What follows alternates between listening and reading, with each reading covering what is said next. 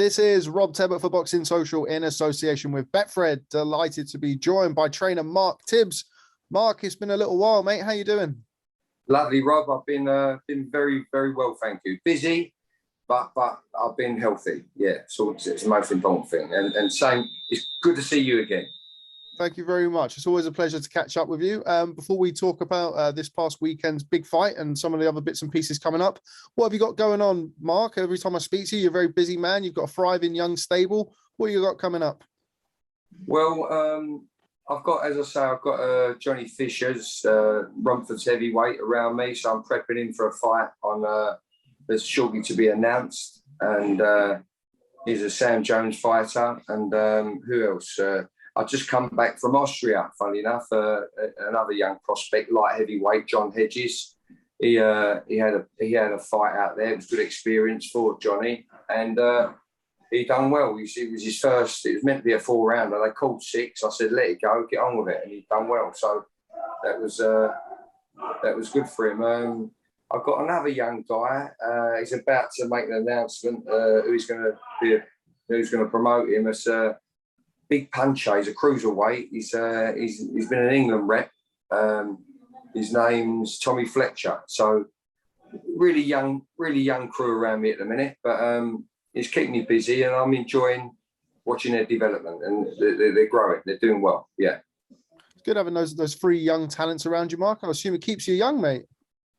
Well, I feel bloody 100 years old. But I forgot to mention Harvey Hall. He's fighting at Wembley on Saturday on the undercard of Chris Eubank Jr. So he's WBO European champion flyweight. I expect him to start getting busy now. He has to, and it's up to him now. He's got a great opportunity. He's with WASN. So yeah. So we're in the. He's in the gym later on today, winding down, tapering down, and so he picks up with his career on Saturday. Yeah. Well, we look forward to seeing that. Of course, we've got a world champion at flyweight, Sonny Edwards. Of course, I know is an amateur rival of Harvey Horn from years gone by. So good time to be a flyweight in this country. Very, very much so. Very much so. And I hadn't seen Harvey for some time, being in Dallas, and I was away for probably we always in lockdown, etc. But it's worked for Harvey. He's matured, and he knows that this is his opportunity now to build some momentum and get cracking. Yeah. Okay, well, Mark, only one place to go next, mate. This past weekend, Anthony Joshua, Alexander Usyk.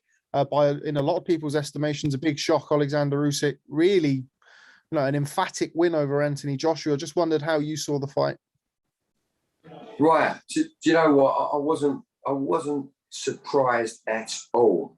I was in Leeds for the Warrington fight, and a couple of you guys, not your company, but a couple of guys asked me what I thought of that fight, and I says it's gonna. I think he's gonna cause AJ some problems, and it's just because look. A man of that experience and pedigree, until you're in there with them, you don't know how deep the water is. You know what I mean?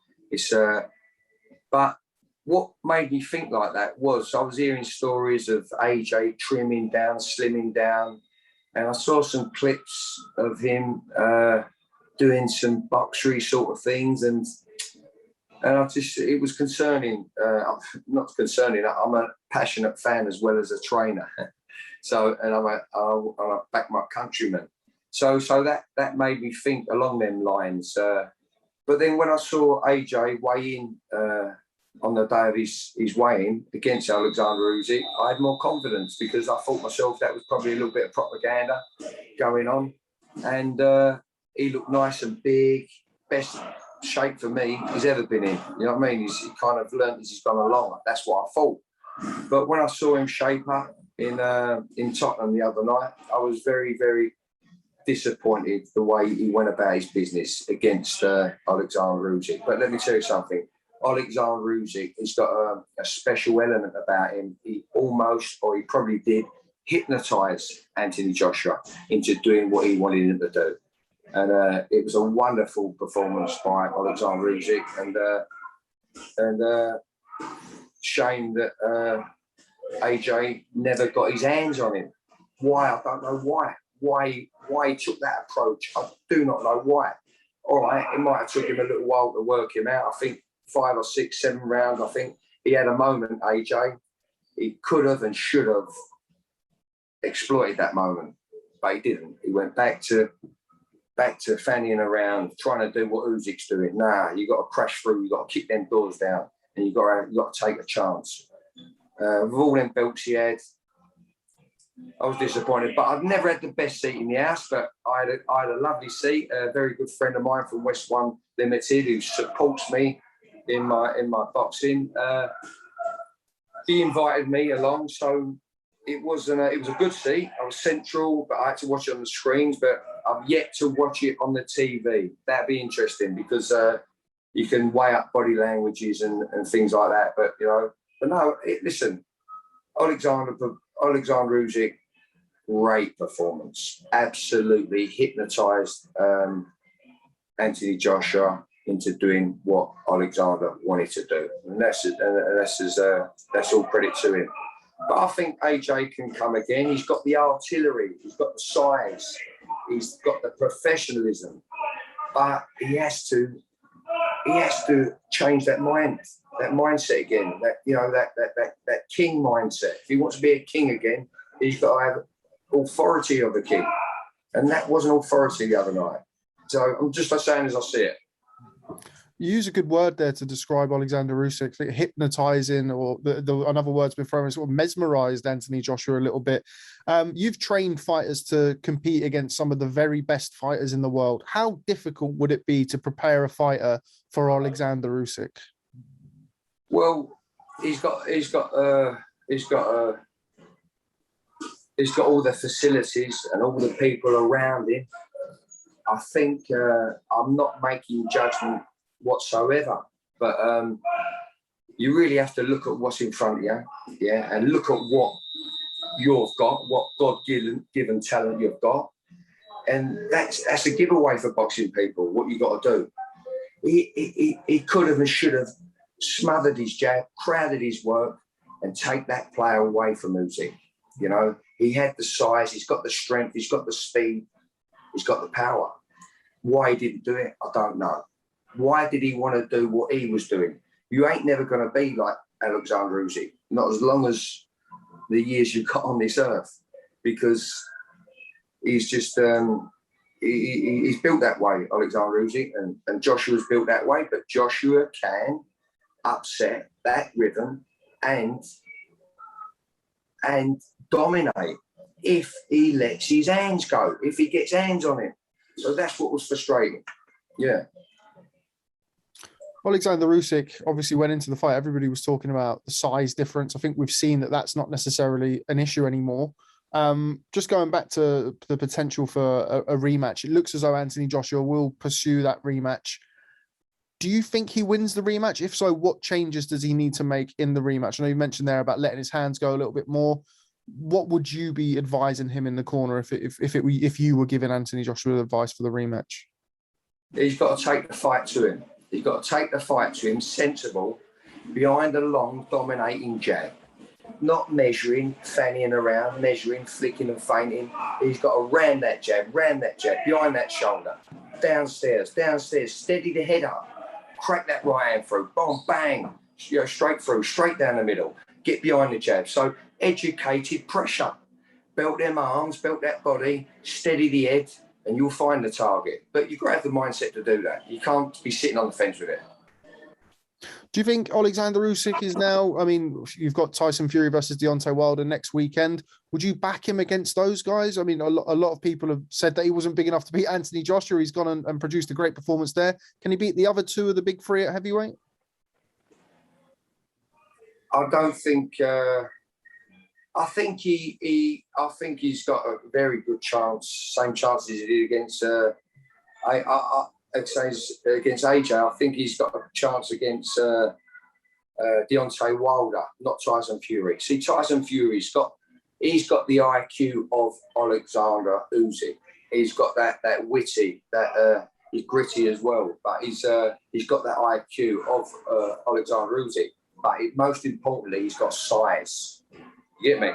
He's got that size, and he's a very, very big man,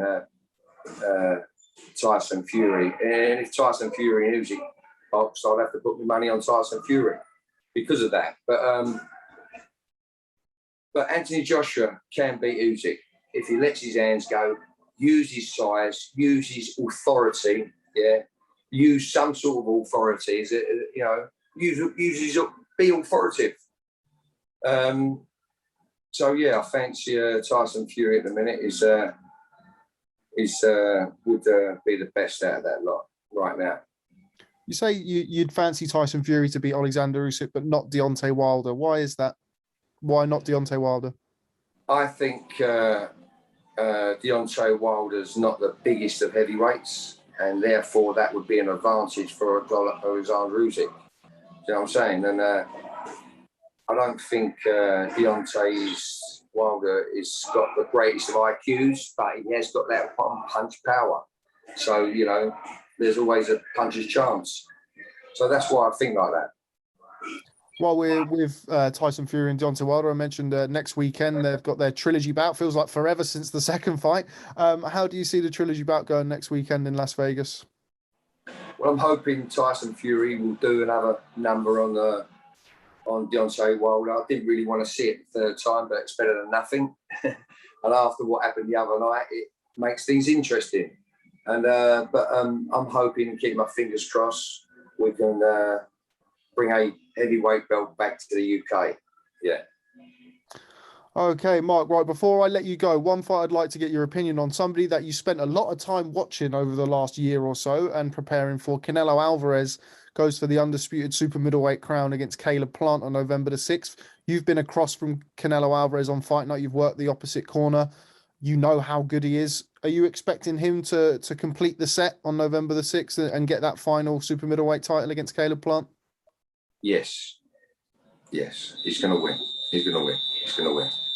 He's a consummate professional, and Caleb-Plant, I'll give him a couple of rounds. I think he'll walk him down and bully him, and he's going to do a number on him. Yeah. A lot of the talk after the fight on Saturday night has been about Alexander Usyk potentially usurping Canelo as the number one pound-for-pound fighter in the sport. What do you make of that? Canelo still your number one, or has Usyk done enough against AJ to knock him off the top spot? Do you know what? It's difficult when people ask me that question because, you know, I've never got a number one because they're all very different, you know, and I just admire the magic in them elite fighters. You know what I mean? And I can't put one in front of one. I just, you know, it's like Tommy Hearns was great, how he was built and how he used to take a fight. Marvin Hagler was the same. George Foreman was the same. Muhammad Ali. They're all great fighters, and like they are today, just different weights and styles.